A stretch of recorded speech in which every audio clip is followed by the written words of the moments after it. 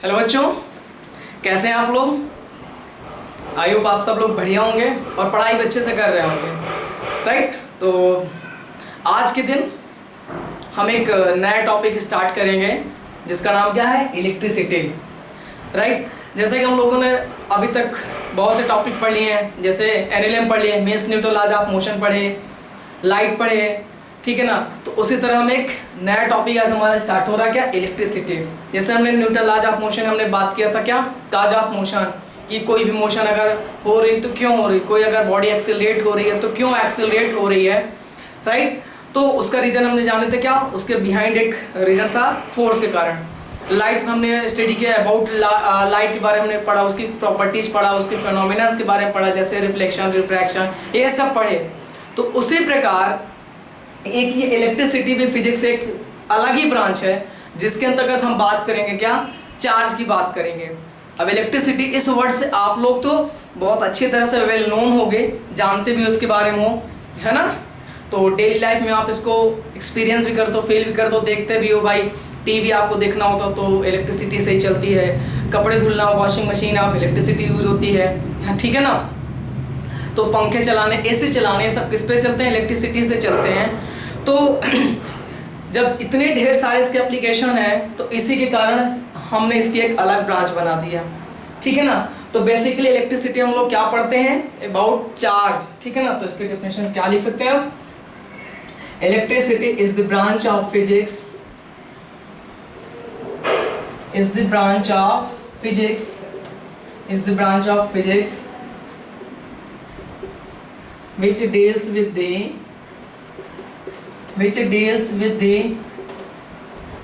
study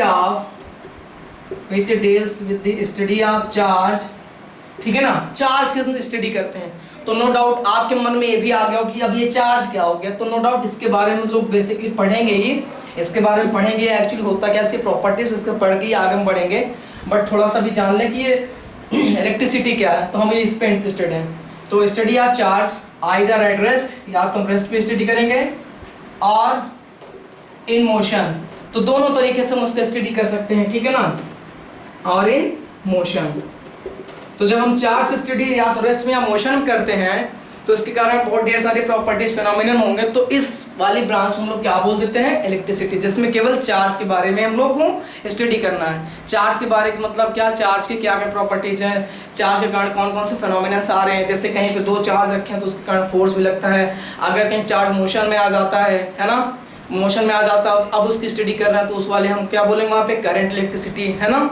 charge किसी conductor से दो पॉइंट्स के बीच चार्ज फ्लो कर रहा है तो अगर हम उसको यूनिट टाइम साथ मेजर करते तो हम उसको करंट बोल देते हैं। तो ढेर सारे पढ़ेंगे, ठीक है ना। तो ऑन द बेसिस आप दो तरह की स्टडी करते हैं, तो रेस्ट पे या तो मोशन में। तो एक साथ तो दोनों की स्टडी कर पाना ऐसा पॉसिबल नहीं है, पॉसिबल तो हम कर सकते हैं बट हमको बहुत ज़्यादा डिटेलिंग मिलेगी। तो इसलिए हमने सेपरेट पे स्टडी किया, एक बार रेस्ट पे स्टडी करेंगे, एक बार मोशन में। तो इसी बेस पे फिर से इलेक्ट्रिसिटी को फर्दर फिर डिवाइड करते हैं दो पार्ट्स में, ठीक है ना। एक में क्या करते हैं, एक को बोलते हैं स्टैटिक इलेक्ट्रिसिटी, स्टैटिक इलेक्ट्रिसिटी, या तो दूसरे को बोलते हैं क्या, करंट इलेक्ट्रिसिटी, इसको बोलते हैं करंट इलेक्ट्रिसिटी, ठीक है ना। स्टैटिक इलेक्ट्रिसिटी, स्टैटिक का मतलब ही होता है एट रेस्ट, मतलब इस ब्रांच में हम लोग क्या स्टडी करेंगे, study of charge at rest. इसमें क्या करेंगे, study of charge, study of charge at rest. तो इस ब्रांच में हम लोग चार्ज की स्टडी करेंगे एट रेस्ट कंडीशन में, तो इस ब्रांच को हम लोग बोल देते हैं स्टैटिक इलेक्ट्रिसिटी। और इसकी हम लोग क्या बोल देते हैं, इलेक्ट्रोस्टैटिक्स, इलेक्ट्रोस्टैटिक्स एक नया नाम दे देते हैं, ठीक है ना। और इसमें क्या, करंट इलेक्ट्रिसिटी क्या है, इसमें चार्ज की स्टडी की जाती है, study of charge, study of charge in motion, in motion. तो इस ब्रांच हम लोग बोल देते हैं करंट इलेक्ट्रिसिटी, या इसको मैग्नेटिज्म भी बोला जाता है, ठीक है ना। तो आप इतना नोट कर सकते हो। तो ये तो रहा इसको एक चैप्टर का इंट्रोडक्शन, ठीक है। तो लाइट तो अभी तक हम लोग जानते थे, अब थोड़ा सा इसके बारे में कुछ पढ़ेंगे। तो अब बात करते हैं चार्ज की, है ना। ये चार्ज क्या है, आप चाहे में स्टैटिक इलेक्ट्रिसिटी पढ़ें या तो करंट इलेक्ट्रिसिटी पढ़ें, दोनों में तो स्टडी कर रहे हैं चार्ज की।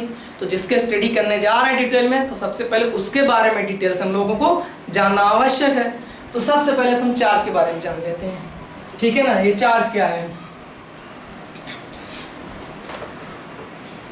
आप लोगों ने अभी कभी ऐसा एक्सपीरियंस किया होगा कि ठंडियों के दिनों में जब आप अपने गर्म कपड़े, जो स्वेटर है आप उतारते हो, उसको उतारते समय कभी क्या हुआ, आप या तो चिंगारी देखा होगा, अपना चिंगारी देखा होगा और चटचटाने की आवाज़ भी सुना होगा।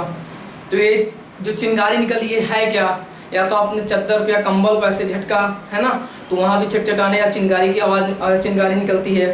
या आपने नोटिस किया होगा बारिश के दिनों में आपने देखा होगा कि जब बादल गरजते तो वहाँ भी खूब बिजली चमकती है, तो चार्ज करो तो भी प्रोड्यूस होती है, बट आपको लाइटिंग भी दिखती है ना। तो इन सब के जो पीछे रीज़न क्या है, चार्ज का ही रीज़न है, ठीक है ना। तो फिर ये चार्ज है क्या एक्चुअली, तो यहाँ से हम चार्ज की डेफिनेशन जानेंगे। तो चार्ज जैसे मास के बारे में आपने पढ़ा है, मास क्या है, किसी भी सब्सटेंस में है ना उसका कितना क्वांटिटी अवेलेबल है ना। तो उसी प्रकार चार्ज क्या है, charge is the intrinsic, charge is the intrinsic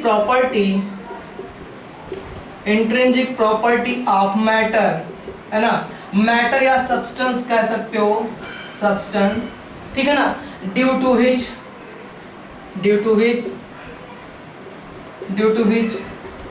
it shows electrical, due to which it shows electrical and magnetic effect,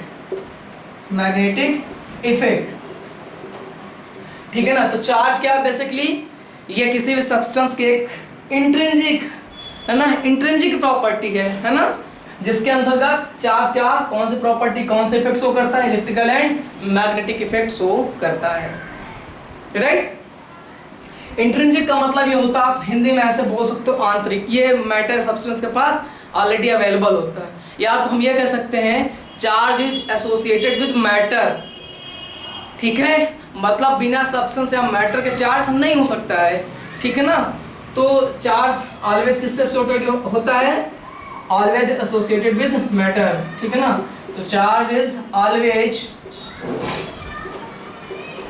associated with mass बोल सकते हो, या फिर मैटर एसोसिएटेड विद मास, ठीक है ना। मतलब चार्ज होने के लिए किसी ऑब्जेक्ट का मास या सब्सटेंस का होना जरूरी हो जाता है, ठीक है। तो ये रही डेफिनेशन हमारी चार्ज की, ठीक है। तो आप लोगों ने चार्ज के टाइप भी सुना होगा, कितने तरह के चार्ज होते हैं, है ना। चार्ज के भी हमारे पास दो टाइप्स होते हैं, एक तो पॉजिटिव चार्ज, दूसरा क्या होता है नेगेटिव चार्ज, है ना। तो यहाँ पे हम बात करेंगे इसकी टाइप्स ऑफ चार्ज की बात करेंगे हम, टाइप्स ऑफ चार्ज। तो देखो चार्ज दो तरह से होते हैं, एक होता क्या पॉजिटिव चार्ज, एक होता क्या पॉजिटिव चार्ज, और दूसरा हमारे पास होता है क्या नेगेटिव चार्ज, नेगेटिव चार्ज, ठीक है ना। ये जो पॉजिटिव चार्ज होता है ये होता है इलेक्ट्रॉन्स की डेफिशिएंसी के कारण। तो ये किसके कारण होता है, ये ड्यू टू डेफिशिएंसी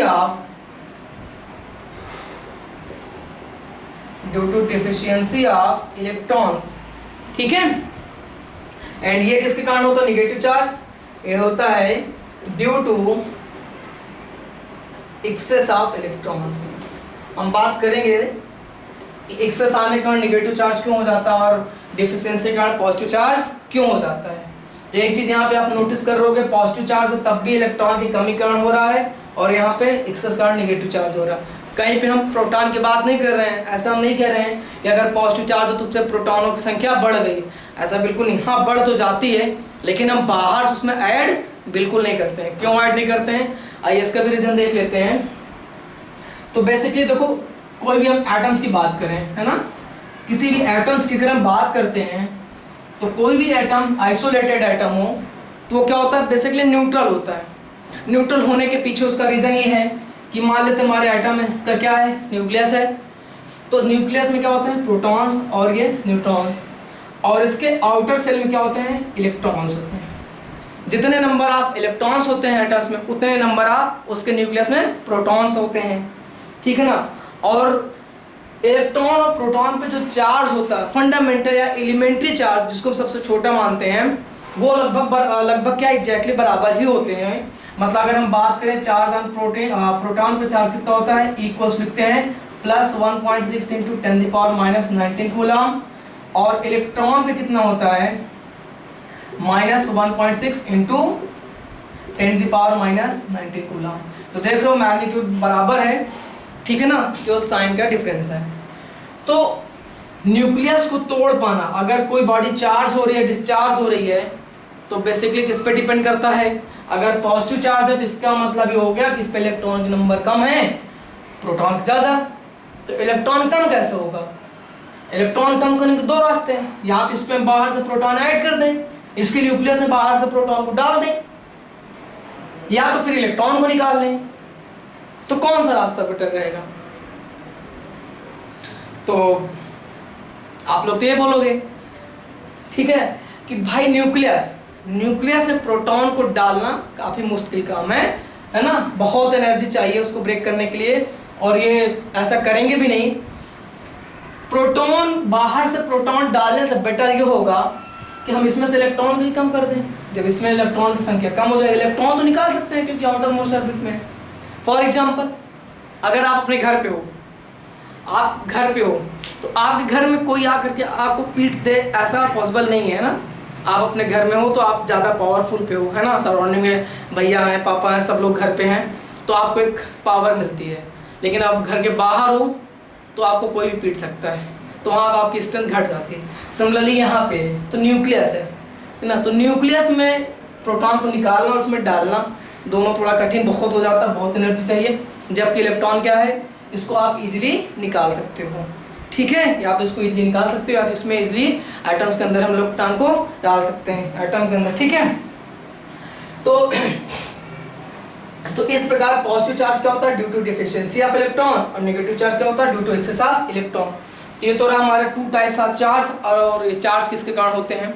अब बात करें क्या, हम थोड़ा बात करेंगे यूनिट ऑफ चार्ज, ठीक है ना, यूनिट ऑफ चार्ज की बात करेंगे। चार्ज की यूनिट क्या होती है, जैसे हमने यहाँ पे लिखा तो कूलम ना, तो अब हम बात कर लेते हैं क्या चार्ज की यूनिट क्या होती है। अगर यहाँ तक आपको कोई डाउट हो तो आप बोल सकते हैं। अब हम बात करें क्या unit of charge, unit of charge. तो चार्ज की यूनिट हम दो तरह से पढ़ेंगे, दो सिस्टम पढ़ेंगे। एक तो पढ़ेंगे क्या एसआई सिस्टम में, दूसरी क्या पढ़ेंगे सीरीज सिस्टम में, ठीक है। अब आपको पता होगा कि कोई भी फिजिकल क्वांटिटी, फिजिक्स पढ़ रहे हैं तो हमको यूनिट का होना बहुत जरूरी, बिना यूनिट के हम फिजिक्स नहीं पढ़ सकते, और ये नेसेसरी हो जाता है। अगर आप क्वेश्चन कर रहे हो एग्जाम में कहीं भी कर रहे हो तो किसी भी फिजिकल क्वांटिटी को आप विदाउट यूनिटलेस नहीं छोड़ोगे, उसकी आपको यूनिट लिखना पड़ेगा। जैसे हम सब एक दूसरे कैसे पहचानते हैं, एक पार्टिकुलर नेम से जानते हैं ना, तो उसी प्रकार कोई भी फिजिकल क्वांटिटी होगी उसका एक नाम होना जरूरी है। उस नाम हम लोग क्या बोलते हैं, बेसिकली यूनिट बोलते हैं, हाँ, जिससे उसकी हमको पहचान होती है। तो unit of charge in SI system में बात करेंगे, पहले तो हम एसआई में बात करेंगे। तो एसआई सिस्टम में जो चार्ज की यूनिट होती है उससे हम लोग बोलते हैं क्या कूलम, है ना। और एब्रीवेट कैसे करते हैं, सी से। एब्रीवेट का मतलब हम उसको ऐसे लिखते हैं, कैपिटल सी से लिख देते हैं, ठीक है ना, सी से इसको रिप्रेजेंट करते हैं, ठीक है ना। और अगर हम बात करें सीजीएस सिस्टम में, तो सीजीएस सिस्टम में चार्ज की दो यूनिट होती है। मीन्स एक ऐसी फिजिकल क्वांटिटी जिसकी एक ही सिस्टम में दो यूनिट आपको मिलने वाली है। तो पहली यूनिट हम यहाँ पे सीजीएस सिस्टम में लिख रहे हैं, फर्स्ट वन क्या ईएसयू लिख रहे हैं, और सेकेंड वन हमारे पास क्या है ईएमयू है। ईएसयू का मतलब क्या होता है, इलेक्ट्रोस्टैट यूनिट,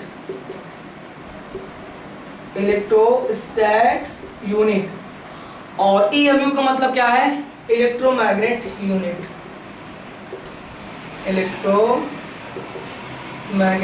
यूनिट। और इसी को हम लोग क्या बोलते हैं, एक और नाम पे मिल जाता बायोट एम्पियर भी बोल देते हैं, मिल जाता हमको, ठीक है। इसे क्या इलेक्ट्रोस्टैट यूनिट। ये तो एक सिस्टम में दो यूनिट हम कैसे यूज करेंगे, ये भी दिक्कत है ना। तो जैसा कि हम लोग बात किया था कि इलेक्ट्रिसिटी हम चार्ज को दो कंडीशन में पढ़ते हैं, एक तो रेस्ट में पढ़ते हैं, दूसरा हम लोग पढ़ते हैं मोशन में। तो कूलम अगर यूज कर रहे हैं तो रेस्ट मोशन दोनों में सारे सिस्टम यूज कर सकते हैं, है ना, चार्ज यूनिट। लेकिन जब चार्ज रेस्ट पे है ना, रेस्ट में इलेक्ट्रोस्टैटिक आप यहीं से पकड़ लेना, तो रेस्ट में है तो सीजीएस सिस्टम में उसको हम लोग यूज करते हैं ईएसयू, और जब चार्ज मोशन में हो तो सीजीएस सिस्टम उसको यूनिट हम लोग ईएमयू यूज करते हैं। ठीक है ना, यहाँ तक बात क्लियर है। अब जैसे आपको पता होगा कि एक सिस्टम से दूसरे सिस्टम में अगर यूनिट बड़ी है तो उसकी न्यूमेरिक वैल्यू छोटी होती है, यूनिट अगर छोटी है तो उसका न्यूमेरिक वैल्यू बड़ी, मतलब एक सिस्टम की यूनिट दूसरे सिस्टम में यूनिट से कनेक्टेड होते हैं। जैसे आप लोगों ने पढ़ा होगा 1 न्यूटन इक्वल टू 10⁵ डायन, ऐसे पढ़ा ना, डायन क्या है, सीजीएस सिस्टम यूनिट है। तो सिमिलरली कूलाम ईएसयू और कूलाम ईएमयू भी एक दूसरे से रिलेटेड होंगे, तो एक दूसरे किसके वैल्यू बराबर हैं, तो भी चलो बात करते हैं। तो देखो 1 कूलम इक्वल्स टू होता है 3 × 10⁹ ESU के, और 1 कूलम इक्वल टू लिखते हैं 1/10 EMU। ये ठीक है ना, कहीं कहीं पे पूछ सकता है इन दोनों रिलेशन, कूलम ESU और कूलम EMU रिलेशन। तो कभी कभी ये ना पूछ करके कॉम्पिटिटिव एग्जाम में ये भी आपसे पूछ सकता है कि EMU और ESU का रेशियो कितना होगा, है ना। तो चलो रेशियो करके देख लेते हैं। तो EMU में आप इस ESU को डिवाइड कर दो भाई, इसमें आप इसका डिवाइड करो तो राइट साइड कितना आएगा, कूलम कूलम तो कट जाएगा, तो बचेगा क्या, 1 इक्वल्स टू कितना आएगा, EMU अपॉन, देखो नीचे 10 है और ये भी डिवाइड करोगे तो 3 × 10⁹ × 10 ESU, और ये लिख सकते हो 1 EMU, है ना, ये 1 ESU पलट कैसे लिख सकते हैं, ये 10⁹ है और 10⁵ बेस इक्वल है, तो पावर भी एडेड हो जाएंगी, ये ऐड होकर इधर आ जाएगा, तो क्या लिख सकते हैं 3 × 10⁻10, ये रेशियो पहुंच जाता है। ठीक, बट एग्जाम में कभी कभी बहुत रेयर केस में भी पूछ सकता है, ये ऑप्शन वैल्यू दे करके ऐसे लिख देगा, स्मॉल सी ऐसे लिख देगा। अब ये सी क्या है यहाँ पे, सी, तो लाइट में आप पढ़ाना, स्पीड ऑफ लाइट को हम लोग सी से रिप्रेजेंट करते हैं, और वहीं पे जो सी की न्यूमेरिक वैल्यू होती है ना, ये सीजीएस सिस्टम में तो जो सीजीएस स्पीड ऑफ लाइट कितनी होती है 3 × 10⁸ मीटर पर सेकेंड। लेकिन अगर वहीं पे हम सीजीएस सिस्टम में लिखें तो 1 मीटर इक्वल टू होता है 100 सेंटीमीटर, तो वहाँ पर अगर आप मीटर की जगह 10⁻2 मीन्स 100 मल्टीप्लाई करो तो भी कितना हो जाएगा 10, तो यहाँ पे क्या लिखोगे सेंटीमीटर पर सेकेंड। तो न्यूमेरिक वैल्यू देखो कितना है 3 × 10⁻10, that's why numeric value compare करके यहाँ कहीं कहीं सी लिख देते हैं। तो आप इसको नोट कर सकते हो, है ना। तो आप लोग इसको EMU और ESU की रेशियो भी बता सकते हैं। तो यहाँ तक तो रहा यूनिट के बाद। अब यूनिट हो गई है, चार्ज हमने पढ़ लिया, यूनिट पढ़ लिया, ठीक है। तो अब हमको जानने की आवश्यकता है कि कुछ इसकी प्रॉपर्टीज क्या है ना। अब चार्ज की हम कुछ प्रॉपर्टी जानेंगे, ठीक है ना। अब देखो प्रॉपर्टीज ऑफ चार्ज।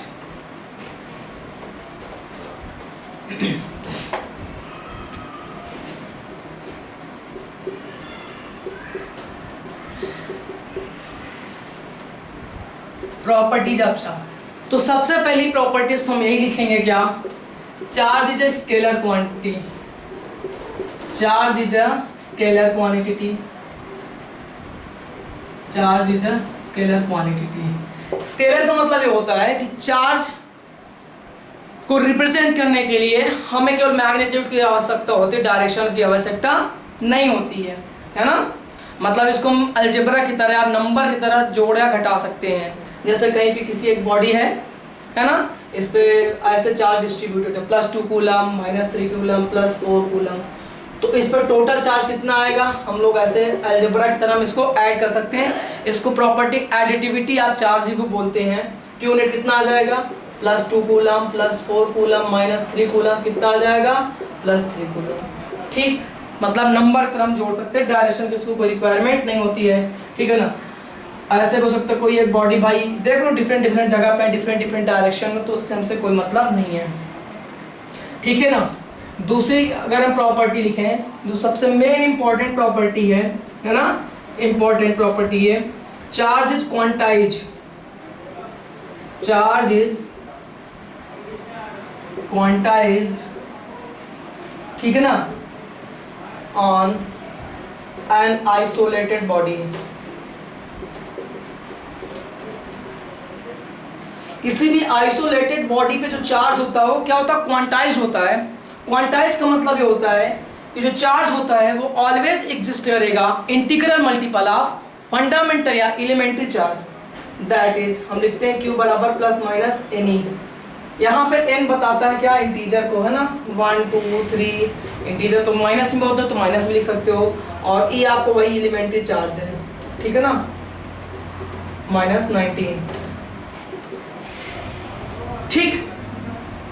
मतलब चार्ज ऑलवेज ऐसे लाई करेगा, Q बराबर 2 ही लिख सकते हो, -3 लिख सकते हो, +4 ही लिख सकते हो, ऐसे मिलेगा, ठीक है ना। चार्ज कभी ऐसे नहीं मिल सकता है, कैसे, Q बराबर 2/3 4/9 ऐसे अगर लिख दिया ना तो ये गलत है। चार्ज ऐसे फ्रैक्शन में नहीं होता है, ठीक है ना, ऐसे नहीं एग्जिस्ट कर सकता। ऑलवेज क्या होगा, इंटीग्रल मल्टीपल, पूरा का पूरा होगा, किसका, ई का, ई का पूर्ण मल्टीपल होगा, ठीक है ना।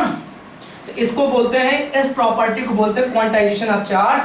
इस प्रॉपर्टी के अकॉर्डिंग लिख सकते हैं charge is quantize on an isolated body, means charge always exist in integral multiple of elementary charge. E को हम लोग एलिमेंट्री मींस सबसे छोटा चार्ज बेसिकली बोलते हैं। ये हो गई क्वांटाइजेशन, ये एक इंपॉर्टेंट प्रॉपर्टी है, ठीक है ना। तो जैसे कभी कभी इसमें क्वेश्चन भी ऐसे पूछ सकते हैं आपसे, हम एक क्वेश्चन दे दें जैसे find out the number of electrons in 1 coulomb charge, in 1 coulomb charge. तो कैसे करेंगे, तो यही वाला फॉर्मूला लगा देंगे। क्या सॉल्यूशन में क्या है, गिवन है Q बराबर 1 कूलम्ब और E की वैल्यू तो हमको पता ही है, ये आपको पता याद होना चाहिए, ठीक है ना। तो N की वैल्यू चाहिए, तो ये वाला फॉर्मूला लगा देंगे क्वांटाइजेशन, हमको पता चल जाएगा क्या, नंबर ऑफ, तो क्या लिखेंगे, N इक्वल टू क्या लिख सकते हैं, सिंस क्या है Q इक्वल्स टू NE, ठीक है ना। तो N बराबर कितना आ जाएगा, Q बाई E, तो Q है 1 और E की वैल्यू 1.6 इंटू 10, यहाँ माइनस नहीं ला रहे क्योंकि वो नंबर से मतलब है 10 की पावर माइनस है। आप इसको सॉल्व करोगे कुछ ऐसा नंबर आपको मिलेगा, मतलब 1 कूलम्ब चार्ज में इतने इलेक्ट्रॉन ट्रांसफर होते हैं, इतने इलेक्ट्रॉन्स होते हैं, ठीक है। तो अब आगे एक प्रॉपर्टी और पढ़ते हैं, ठीक है ना। तो और भी लिख सकते हैं क्या, अगली प्रॉपर्टी हैज का, ये भी इंपॉर्टेंट ही लिख सकते हैं, क्या लिख सकते हो, क्या only electrons are responsible, only electrons are responsible for electric charging और डिस्चार्जिंग। मतलब बॉडी चार्ज हो रही है या डिस्चार्ज, कौन आ जा रहा है, इलेक्ट्रॉन रिस्पॉन्सिबल हो रहा है, चार्जिंग एंड डिस्चार्जिंग, ठीक है।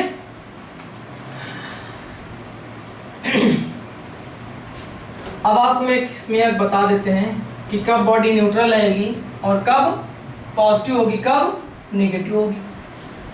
तो देखो, अगर बॉडी पे जो number of electron, number of proton है, तो इसको हम लोग क्या बोलते हैं, न्यूट्रल, कुछ चार्ज नहीं होगा।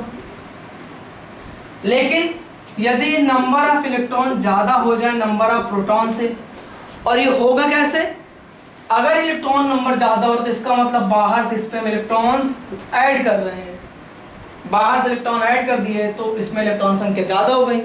अब इलेक्ट्रॉनों की संख्या कम करने के लिए प्रोटॉन को तो हम निकालेंगे नहीं, अब क्यों, कैसे निकाल सकते हो, तो न्यूक्लियस में है ना, तो हम निकाल नहीं सकते हैं। तो ये हो गया, तो अब इसमें इलेक्ट्रॉन आ गया, तो इलेक्ट्रॉन से ज़्यादा हो गया नंबर, तो बेसिकली इस पूरे बॉडी का जो चार्ज का नेचर होगा कैसे हो जाएगी, बॉडी नेगेटिव चार्ज हो जाएगी, क्योंकि जो नेचर है इलेक्ट्रॉन का क्या, नेगेटिव चार्ज होता है, मीन्स ये नेगेटिवली चार्ज हो जाएगी। अब यहीं से हम ये भी पूछ सकते हैं क्या इसका मास पे कोई फर्क पड़ेगा, क्या इसका मास बढ़ेगा? अब सोच के देखो। तो हाँ, इसका मास बढ़ेगा। क्यों बढ़ेगा? क्योंकि देखो जो मास ऑफ इलेक्ट्रॉन होता है, मास का, इलेक्ट्रॉन का अपना खुद का मास होता है ना, ये मास होता है। अब अगर इसमें 10 इलेक्ट्रॉन गए तो एक इलेक्ट्रॉन का ये मास, अगर उसमें हमने 10 का मल्टीप्लाई कर दिया तो उतना मास तो उसका बढ़ जाएगा ना, इसमें ऐड हो रहा है। तो इसका मतलब अगर एक कोई बॉडी है वो नेगेटिवली चार्ज हो रही है, तो इसका मतलब हो गया उसका मास इंक्रीज कर जाएगा। कितने से? जितने नंबर आप इसमें आएंगे एक इलेक्ट्रॉन के मास से मल्टीप्लाई कर देंगे, हमको मिल जाएगा कितने से इसका मास बढ़ा। अब वहीं पे अगर पॉजिटिव चार्ज का मतलब ये हो गया कि इस पे नंबर ऑफ इलेक्ट्रॉन घट जाएंगे नंबर ऑफ प्रोटॉन से, तो इसका मतलब प्रोटॉन हमने ऐड नहीं किए हैं, वही काम करेंगे, इलेक्ट्रॉन ही रिस्पॉन्सिबल है। मतलब ये होगा कि इसमें से इलेक्ट्रॉन निकल गया। अब इलेक्ट्रॉन निकलेगा तो अपने साथ मास भी लेके जाएगा। इसका मतलब ये होगा कि बॉडी अगर पॉजिटिवली चार्ज हो रही है ना, इसका मतलब उस पर इलेक्ट्रॉन की क्या आ रही है? इलेक्ट्रॉन की कमी आ रही है, डिफिशियंसी आ रही है। तो जब इलेक्ट्रॉन कम होगा तो इलेक्ट्रॉन अपना मास भी तो अपने साथ लेके जाएगा, इसका मतलब इसका मास क्या हो जाएगा? डिक्रीज कर जाएगा। तो इतनी इंफॉर्मेशन आपको यहाँ से मिलती है, तो आप लोग इसको ध्यान रखिएगा।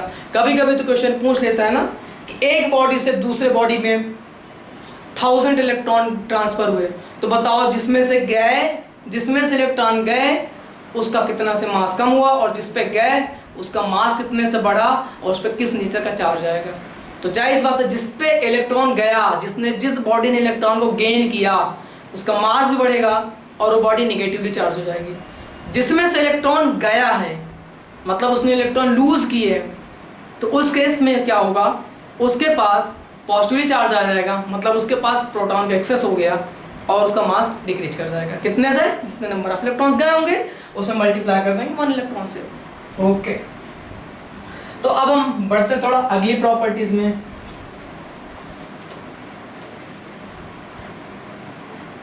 अगली प्रॉपर्टी पे एक इंपॉर्टेंट प्रॉपर्टी ही है, इसको हम लिख सकते हैं क्या? Repulsion is the sure test for electrification. अब ये क्या होगा? टेस्ट। अगर इलेक्ट्रिफिकेशन और मैग्निफिकेशन दोनों के लिए यही है, और मैग्निफिकेशन इलेक्ट्रिक, ठीक है ना, रिपल्सन, ठीक है ना। अब एक चार्ज की इंपॉर्टेंट प्रॉपर्टी तुम बताना भूल ही गए, है ना। अगली प्रॉपर्टी यही है कि दो सेम चार्ज, सिमिलर चार्जेस हैं, जैसे यहाँ पे प्लस चार्ज है और दूसरा ये भी प्लस चार्ज है, तो इन दोनों के बीच में क्या होगा? रिपल्सन होगा। ये वाला इसको उधर रिपल करेगा और ये वाला इधर रिपल करेगा। लेकिन निगेटिव चार्ज है तब भी इनके बीच में क्या होगा? रिपल्सन होगा। बट एक पॉजिटिव हो एक निगेटिव, इनके बीच क्या होगा? अट्रैक्शन होगा। क्या होगा? अट्रैक्शन। ये भी चार्ज एक प्रॉपर्टी है ना। तो इसको पहले बता देना चाहिए, बट ठीक है अभी यहाँ पे बता दिए, तो आप यहाँ पे इसको देख सकते हैं कि दो सिमिलर चार्जेस हैं, ठीक है ना, या तो पॉजिटिव पॉजिटिव या तो नेगेटिव नेगेटिव, वो एक दूसरे को रिपेल करेंगे। बट अगर अपोजिट नेचर के हैं, मीन्स एक पॉजिटिव एक नेगेटिव, तो दोनों हमेशा अट्रैक्ट करेंगे। तो ये देख सकते हो। तो हमने यहाँ पे बात किया था repulsion is the sure test for electrification. पता करना कि बॉडी पे कैसा चार्ज है, वहाँ पे इलेक्ट्रिक फील्ड है या नहीं है, ठीक है, कोई फील्ड है तो इलेक्ट्रिक क्या है? रिपल्सन से पता चलता है। तो आइए देखते हैं कैसे। तो ये चार्ज की एक अगली प्रॉपर्टी से पता चलता है ना, ठीक है, कि हम चार्ज कितने टाइप से हम किसी बॉडी पे चार्ज को प्रोड्यूस कर सकते हैं, है ना। तो पढ़ेंगे मेथड ऑफ चार्जिंग में। तो वहीं से देखो, एक्चुअली मान लो एक बॉडी है, ठीक है ना, जैसे ये हो गई। अब इस पे मान लेते प्लस चार्ज है, ठीक है, एक कोई न्यूट्रल बॉडी है। अब आप इसको क्लोज लाओगे तो ये इसको अट्रैक्ट कर लेगी अपनी तरफ। क्या कर लेगी? अट्रैक्ट कर लेगी। अगर इस पर निगेटिव चार्ज हो गया तब भी इसको अट्रैक्ट कर लेगी, ये न्यूट्रल ना। लेकिन ऐसे कैसे हो रहा है? तो इसके लिए बिहाइंड ये है कि अगर इस पर पॉजिटिव चार्ज है बेटा, तो इस पर क्या हो जाता है? इस पे जो पोलराइजेशन कारण जो इस पे बॉडी के एटम्स होते हैं चार्ज स्प्लिट हो जाते हैं, मतलब इसके पास अगर हम लाएंगे टच भी नहीं कराएंगे तो इसलिए अट्रैक्ट हो रही थी क्योंकि इसमें चार्ज क्या हो गए, इसके कोवेलेंट बॉन्ड ब्रेक होकर पोलराइजेशन हो गया, चार्ज ऐसे बढ़ गए, मतलब इधर पॉजिटिव चार्ज है तो इसके नियर वाले पे नेगेटिव चार्ज इंड्यूस्ड हो जाएंगे और इसके अपोजिट वाले पे पॉजिटिव। अब ये इस पे नेगेटिव हो गया, इस पे पॉजिटिव, तो क्या कर लेगा, अट्रैक्ट करेगा। ये नेगेटिव यहाँ पे अगर होता तो यहाँ पे पॉजिटिव इधर होता और इधर नेगेटिव, तो इस प्रकार ठीक है ना अट्रैक्शन हो रहा। तो हमको कहाँ से पता चल रहा है कि ये बॉडी पे चार्ज है, हम कैसे पता नहीं कर सकते, ये न्यूट्रल बॉडी है तो हम ये नहीं बता सकते कि इस पे पॉजिटिव या फिर नेगेटिव, कहाँ हमको आइडिया लग रहा है ना। अगर नेगेटिव होता तब भी न्यूट्रल इधर अट्रैक्ट होती है और यदि पॉजिटिव तब भी अट्रैक्ट करेगी, तो पता नहीं चल रहा है दोनों केस में अट्रैक्शन हो रहा है। लेकिन इस पे मान लो पॉजिटिव है और हमारे पास एक बॉडी है, इस पे हम पॉजिटिव चार्ज ले आए और इसके बीच क्या हो गया, रिपल्सन हो गया, रिपल्सन हो गया, तो हमको ये तो श्योर हो गए कि पॉजिटिव चार्ज इस पे होगा, क्योंकि अगर हमारे पास इस पे नेगेटिव होता तो ये अट्रैक्ट करती, अट्रैक्ट करेगी ना, और अगर न्यूट्रल होती तो इस पे पॉजिटिव है तब भी अट्रैक्ट होती, न्यूट्रल होती तब भी अट्रैक्ट होती, ठीक है ना। इस पे पॉजिटिव चाहे नेगेटिव दोनों के इसमें अट्रैक्शन, लेकिन इस पे पॉजिटिव और ये रिपेल हो गए, तो इसका मतलब पता चल गया कि इस पे पॉजिटिव चार्ज है, नेगेटिव होता तो अट्रैक्शन होता, अगर इस पे नेगेटिव लाएंगे तब भी रिपेल करेंगे, तो हमको पता चल गया क्या कि बॉडी पे कैसा चार्ज होता है। इसलिए इलेक्ट्रिफिकेशन या मैग्नीफिकेशन के लिए कौन सा टेस्ट होता है, repulsion is the sure test. सही कौन बताता है, रिपल्सन ही बताता है। चलिए आगे बात करते हैं। Charge is conserve, charge is conserve, मतलब किसी भी आइसोलेटेड बॉडी में चार्ज क्या होता है, कंजर्व होता है, that is charge N isolated body remains conserve, that is charge cannot be created not destroyed, ना तो हम क्रिएट कर सकते हैं ना तो डिस्ट्रॉय कर सकते हैं, तो क्या कर सकते हैं, it can be only transferred, it can be only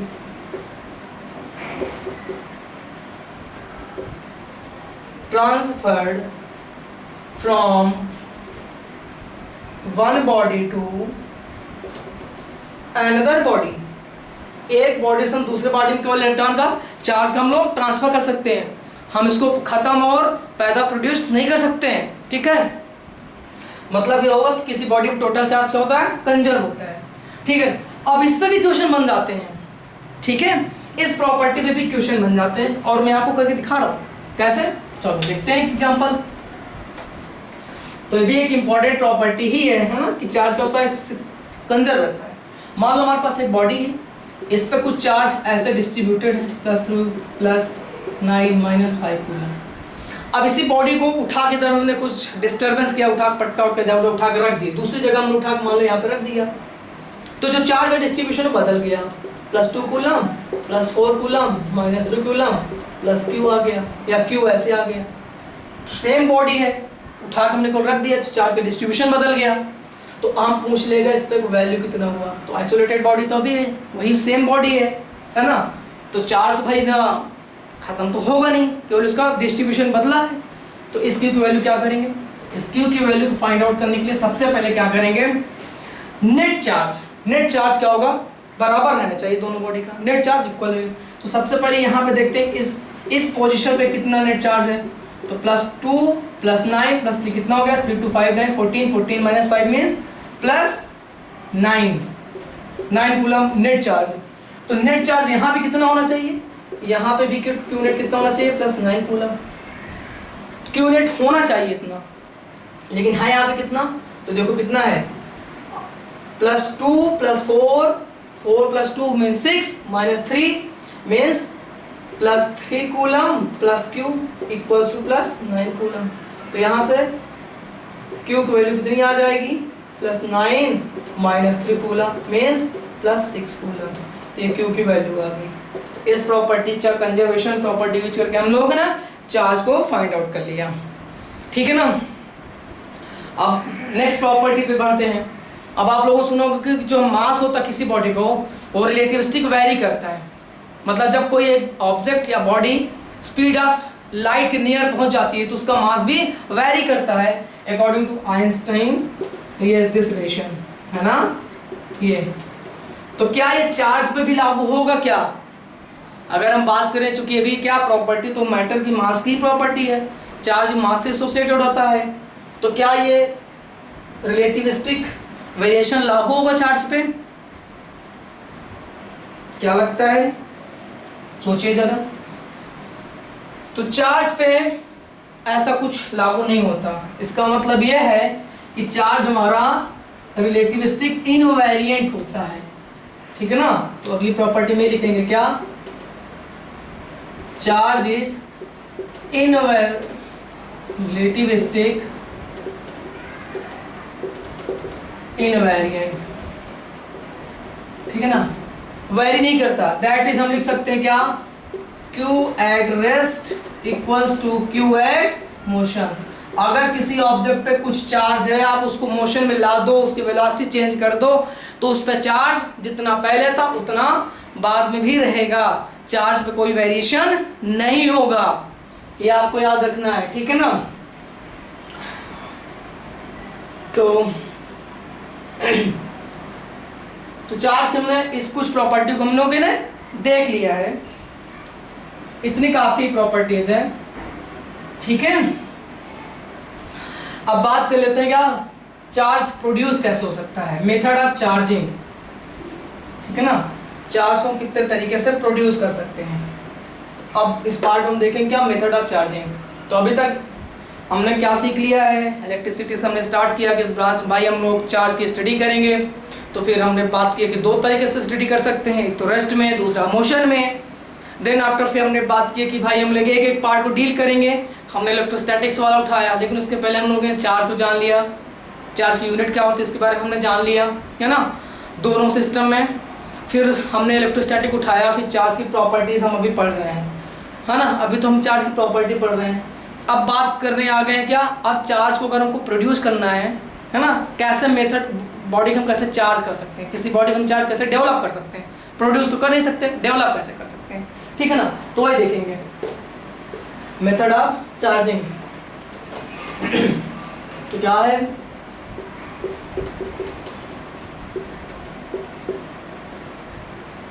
method of charging. तो देखो चार्जिंग के तीन मेथड हमारे पास है। पहला क्या है, चार्जिंग बाय फ्रिक्शन। फ्रिक्शन नाम सुन के आप समझ गए होंगे कि दो बॉडी को कांटेक्ट में आपस में आकर रब्ड करेंगे, charging by friction. Number 2 charging by conduction, means touch करा करके। थर्ड हमारे पास आ जाता है चार्जिंग बाय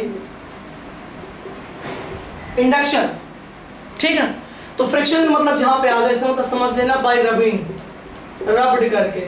जब किन्हीं भी दो ऑब्जेक्ट रब्ड करते हैं तो इलेक्ट्रॉन का ट्रांसफर होगा, है ना।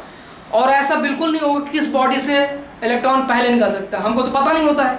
तो जिस बॉडी से इलेक्ट्रॉन पहले निकल जाएगा उस पर पॉजिटिव चार्ज आएगा, और जहां पे इलेक्ट्रॉन जाएगा उस पर क्या हो जाएगा, नेगेटिव चार्ज आ जाएगा। तो ये हो गया क्या, फ्रिक्शन। फ्रिक्शन मतलब बाय रब, ऑब्जेक्ट जब रब करेंगे। जैसे इसका एग्जांपल आप देखा होगा, और आप घर पे कर भी सकते हैं कि जब हम किसी कंघी को, कॉम को लें और अपने ड्राई हेयर पे ऐसे रब्ड करें। रब्ड करने के बाद आप देखोगे कि जो पेपर, स्मॉल पीसेज हैं पेपर के, वो क्या हो जाते हैं, get attracted towards the com. आप कर सकते हो, ठीक है ना, इससे। तो हो गया क्या, बाय रबिंग। दूसरा एग्जाम्पल, और रबिंग में आप ऐसे देखोगे, कैट स्किन होगी, है ना। आप वूलन क्लॉथ में ग्लास रॉड को अगर आप रब करो तो उसके भी पास भी ऐसे प्रॉपर्टी आ जाती है कि वो स्मॉल पेपर पीसेस को अपनी तरफ अट्रैक्ट करता है।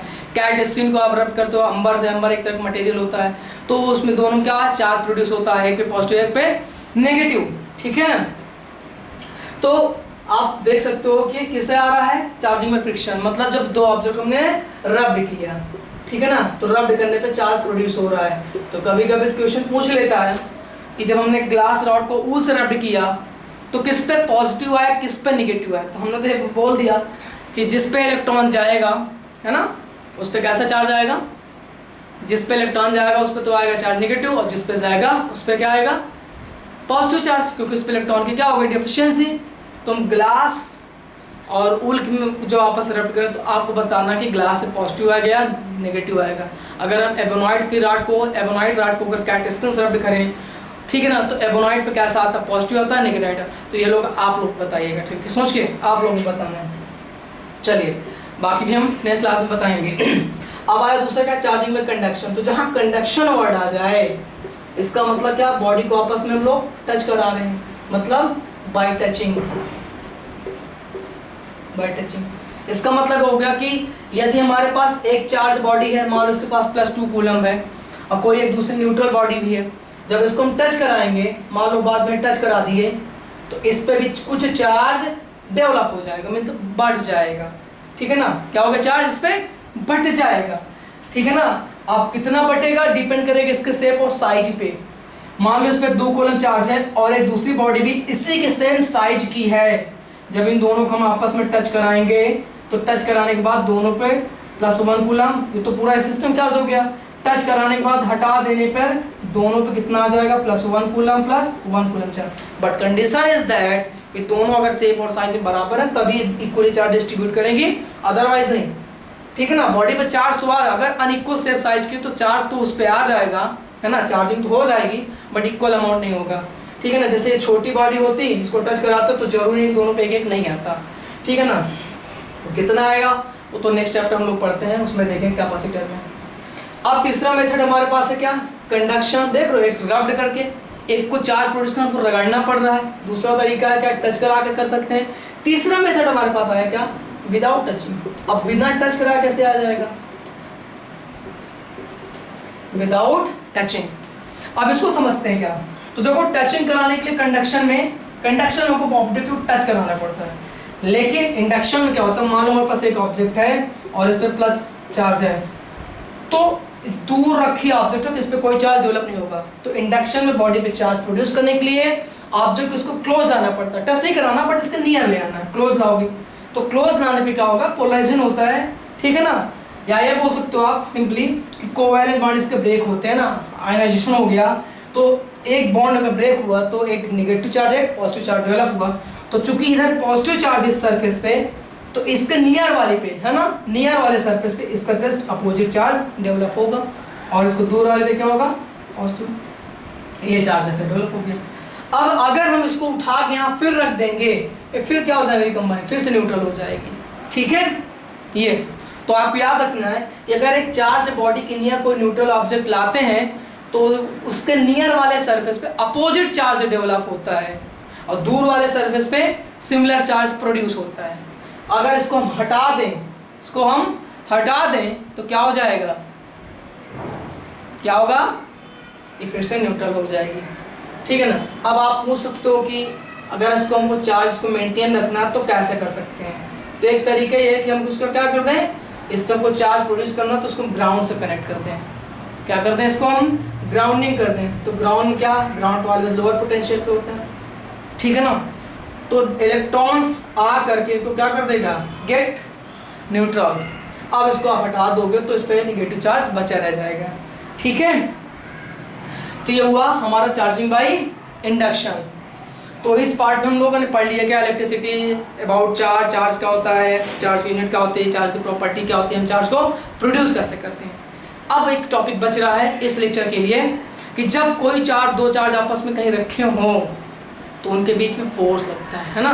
तो अगला टॉपिक हमारा यही आने वाला पॉइंट, क्या, कूलॉम्स लॉ, ठीक है ना। जैसे कि न्यूटन्स लॉ ऑफ ग्रेविटेशन लोग पढ़ते हैं कि अगर कि स्पेस में कहीं भी दो मैसिव ऑब्जेक्ट रखिए तो उनके बीच एक फोर्स लगता है जिसे हम लोग ग्रेविटेशन लॉ फोर्स बोलते हैं। उससे कर क्या, कूलॉम्स ने बताया कि कहीं भी दो अगर पॉइंट चार्ज, पहली बात तो कूलॉम्स का क्या, पॉइंट चार्ज है। जैसे ग्रेविटेशन हम लोग क्या पढ़ते हैं कि वो रियल मास के लिए एप्लीकेबल होता है, तो यहाँ पे चार्ज क्या, जो कूलॉम्स लॉ एप्लीकेबल होगा वो पॉइंट चार्ज के लिए। जैसे लिखते हैं कूलॉम्स लॉ, कूलॉम्स लॉ, ठीक। तो कूलॉम्स लॉ, इन्होंने क्या, applicable applicable only for point charges only, point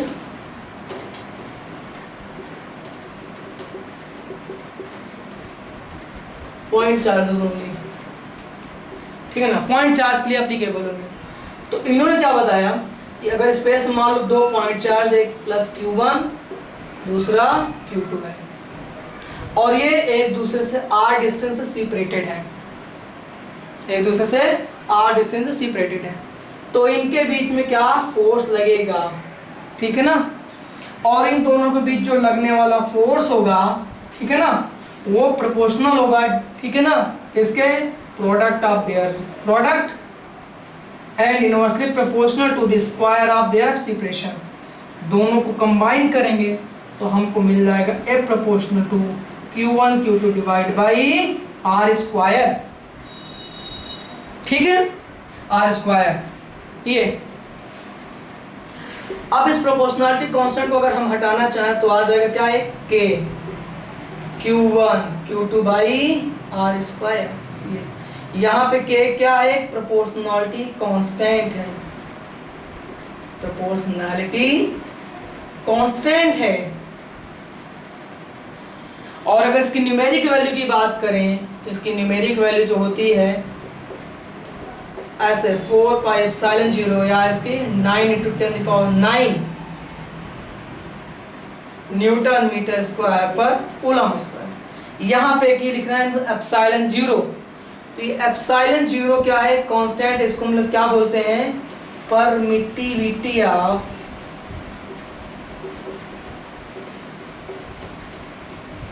free space. ये क्या है, फ्री स्पेस की परमिटिविटी को रिप्रेजेंट करता है। तो ये रहा कूलम्ब्स लॉ, ठीक है ना। मैं फिर से स्टेटमेंट बताते हैं।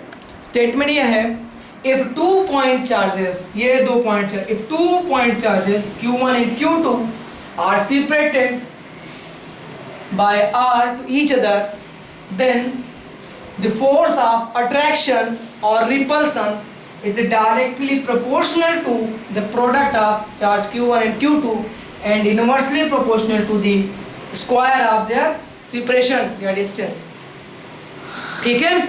तो एक चीज हमने यहाँ पे देखा कि हमने यहाँ पे बोला था कि इन दोनों के बीच या तो अट्रैक्शन का फोर्स होगा या तो रिपल्सन का होगा, ठीक है ना। अट्रैक्शन कब होगा, जब दोनों अपोजिट नेचर के होंगे, जैसे यहाँ पे सेम नेचर है तो रिपल्सन होगा, लेकिन अगर दोनों अपोजिट नेचर होते तब अट्रैक्शन होता। तो डिपेंड करेगा दोनों चार्जेस के नेचर पे, ठीक है ना। जबकि कूलम्ब्स लॉ में ऐसा बिल्कुल नहीं था, वहाँ तो हमेशा अट्रैक्शन, सॉरी अगर हम बात करें किसमें, न्यूटन्स ग्रेविटेशन लॉ में, तो वहाँ तो ऑलवेज अट्रैक्शन फोर्स ही लग रहा था, लेकिन कूलम्ब में रिपल्सन भी लगता है और अट्रैक्शन भी हो सकता है। वो लॉन्ग रेंज के लिए काम करता था, लेकिन इसकी क्या है, लगभग ये 10⁻11 to 10⁻, लगभग ये बोल सकते हो कि अप टू 10⁻15 मीटर के ऑर्डर तक ये काम करता है, ठीक है ना। इसकी रेंज होती है एटॉमिक ऑर्डर। तो सिमिलरिटी की बात की जाए न्यूटन्स ग्रेविटेशन लॉ और इसमें, तो सिमिलरिटी तो है, जैसे वहाँ पे देखे थे वो भी इनवर्स स्क्वायर लॉ का फॉलो कर रहा था, ठीक है ना। इनवर्स स्क्वायर लॉ मतलब दोनों चार्जेस, यहाँ पे चार्जेस के बीच जो डिस्टेंस है इनके स्क्वायर के इनवर्सली प्रोपोर्शनल। मतलब ये कि अगर डिस्टेंस 2 गुना हो गई तो फोर्स 4 गुना घट जाएगा, अगर डिस्टेंस को हमने घटा के हाफ कर दिए तो फोर्स 4 गुना बढ़ जाएगा। मीन्स स्क्वायर टाइम में फोर्स घटेगा या बढ़ेगा अगर उनके बीच के सेपरेशन को हम चेंज करें, ठीक है। दोनों में वही न्यूटन ग्रेविटेशन में था और यहाँ भी यही है। दोनों सेंट्रल फोर्स हैं।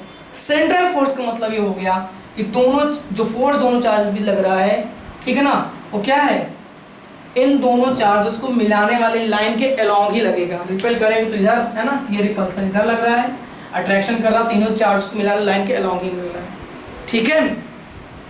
तो ये रहा कूलम्ब्स लॉ। तो कुछ क्वेश्चन करके हम लोग देख लेते हैं, एग्जांपल करके देख लेते हैं, ठीक है ना। एग्जांपल एक ले लेते हैं इसका, मान लेते हैं क्या क्वेश्चन है, find out the Coulombic force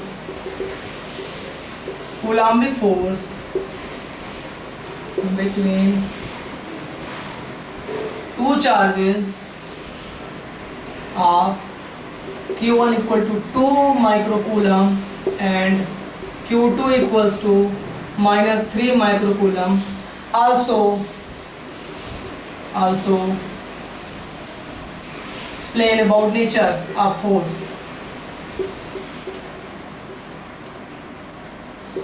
About nature of force.